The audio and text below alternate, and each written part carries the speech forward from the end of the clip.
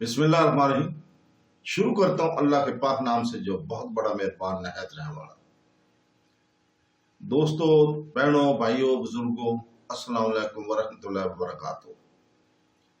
ہم قرآن پاک سے شفا اور واقعات پر مبنی اسلامی معلوماتی ویڈیو کی قسط نمبر 130 پیش کر رہے ہیں، اور اس ویڈیو میں ہم بیان کریں گے کہ بدعنوانی پھیلانے والی اور سچائی کو روکنے والی قوموں کا انجام کیا ہوگا۔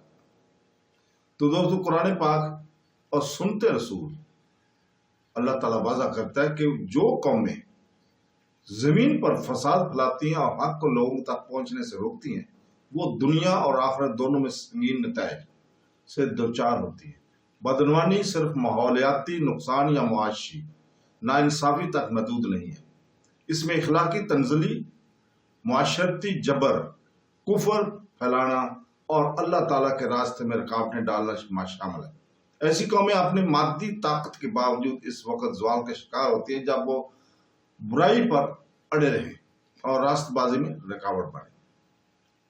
اس موضوع میں سب سے طاقتور آیتوں میں سے ایک سورہ انفال آیت نمبر 39 میں پائی جاتی ہے، جہاں اللہ تعالیٰ مومنوں کو حکم دیتا ہے کہ وہ ظلم کے خلاف اس وقت تک لڑیں جب تک کہ انصاف نہ ہو، اور ان سے اس وقت تک لڑو جب تک کہ فتنہ باقی نہ رہے اور دین سب اللہ کے لیے ہو جائے، اور اگر وہ باز آئے تو اللہ ان کے اعمال کو دیکھ رہا ہے۔ یہ آیت ظاہر کرتی ہے کہ اسلام میں مسلح جدوجہد کی ایک جائز وجہ فتنے کا خاتمہ ہے، جس میں ظلم، بت پرستی اور لوگوں کو آزادی کے ساتھ اپنے عقیدے پر عمل کرنے سے روکنا شامل ہے۔ ایسے فتنوں کو فروغ دینے والی اور اسلام کی راہ میں رکاوٹ بننے والی قوموں کو تنبیہ کی جاتی ہے کہ اللہ تعالیٰ ان کے اعمال سے پوری طرح واقف ہے اور انصاف کیا جائے گا۔ قرآن پاک نے سابقہ قوموں کو انجام کو بھی بیان کیا ہے جنہوں نے فساد اور بغاوت کے ایسے ہی راستے اختیار کیے تھے۔ سورہ اعراف آیت نمبر 91-92 میں اللہ تعالیٰ فرماتا ہے، پس ہم نے ہر ایک قوم کو اس کے گناہ کے لیے پکڑا۔ ان میں سے وہ تھے جن پر ہم نے پتھروں کا طوفان بھیجا، اور ان میں سے وہ تھے جنہیں دھماکے سے پکڑ لیا گیا، اور ان میں سے وہ تھے جنہیں ہم نے زمین میں دنسا دیا، اور ان میں سے وہ تھے جنہیں ہم نے غرق کر دیا، اور اللہ ان پر ظلم کرنے والا نہیں تھا، لیکن وہ اپنے آپ پر ظلم کرتے تھے۔ یہ مثالیں لوط، قوم سمود اور قوم فرعون کی قوم سے الہی انصاف کے نمونے کو ظاہر کرتی ہے۔ جب قومیں حق سے منہ موڑتی ہیں، اپنے لوگوں پر ظلم کرتی ہیں اور ہدایت کے خلاف کام کرتی ہیں، تو اللہ تعالیٰ ان پر نشانیاں اور تنبیہات بھیجتا ہے۔ اگر وہ برقرار رہے تو انہیں مختلف شکلوں میں تباہی کا سامنا کرنا پڑتا ہے۔ ایک اور طاقتور انتباہ سورہ البقرہ کی آیت نمبر 11-12 سے آتا ہے، اور جب ان سے کہا جاتا ہے کہ زمین میں فساد نہ کرو تو کہتے ہیں کہ ہم تو اصلاح کرنے والے ہیں۔ بلا شبہ یہی لوگ فساد کرنے والے ہیں، لیکن انہیں اس کا احساس نہیں۔ یہاں اللہ تعالیٰ ان لوگوں کی منافقت کو نمایاں کرتا ہے جو اصلاح کا بہانہ کرتے ہوئے کرپشن کرتے ہیں۔ ایسا دھوکہ اللہ سے پوشیدہ نہیں، اور ان کی قسمت میں مہر لگا دی جاتی ہے جب تک کہ وہ توبہ نہ کرے۔ حضرت محمد صلی اللہ علیہ وسلم کرپشن پھیلانے والوں کے خطرے اور سزا کے بارے میں بھی خبردار کرتے ہیں۔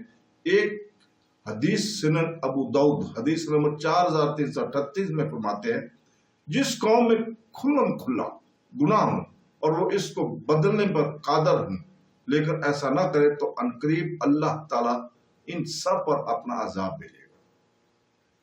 یہ حدیث سکھاتی ہے کہ جب بدعنوانی معمول پر آ جاتی اور مسالین خاموش رہتے ہیں تو پورا معاشرہ جوابدہ ہو جاتا ہے۔ سچائی اور انصاف کو برقرار رکھنے میں ناکامی فرقہ وارانہ سزا کا باعث بنتی ہے۔ مزید یہ کہ صحیح مسلم حدیث نمبر 1688 میں رسول پاک صلی اللہ علیہ وسلم نے فرمایا، تم سے پہلے جو لوگ آئے وہ اس لیے ہلاک ہوئے کہ جب ان میں سے کوئی شریف آدمی چوری کرتا تھا تو اسے چھوڑ دیتے تھے، لیکن جب کوئی کمزور آدمی چوری کرتا تھا تو سزا دیتے تھے۔ خدا کی قسم، اگر محمد صلی اللہ علیہ وسلم کی بیٹی فاطمہ بھی چوری کرتی تو میں اس کا ہاتھ بھی کاٹ دیتا.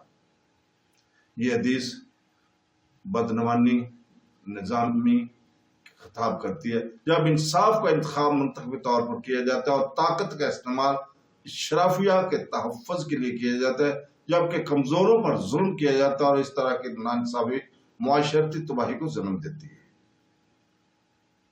جو قومیں بدنوانی پھیلاتی ہیں اور سچائی کو روکتی ہیں، ان کا انجام ناگزیر زوال اور عذاب الہی بے ہے. قدرتی آفات کو اندرونی تباہی یا بیرونی شکست. یہ قومیں تب برباد ہوتی ہیں جب وہ اللہ تعالیٰ کی ہدایت کو مسلسل جھٹلاتی ہیں، گناہوں پر ظلم کرتی ہیں، بے گناہوں پر ظلم کرتی ہیں اور حق کے پھیلاؤ کو روکتی ہیں. قرآن پاک اور سنت رسول صرف تنبیہ ہی نہیں بلکہ اسباق بھی شائع پیش کرتا ہے. اصلاح، انصاف اور اللہ کی اطاعت ہی بقائے الہی اور حقیقی کامیابی کا واحد راستہ ہے. تو دوستو، اس کے ساتھ ہی ہم اجازت چاہتے ہیں کل تک کے لیے. انشاءاللہ تعالیٰ کل ہم اسی وقت حاضر ہوں گے آپ کے سامنے، اور اللہ تعالیٰ سے دعا کرتے ہیں کہ وہ ہمیں قرآن پاک اور حدیث نبوی صلی اللہ علیہ وسلم پر عمل کرنے کی توفیق عطا فرمائے. آمین ثم آمین. اللہ حافظ.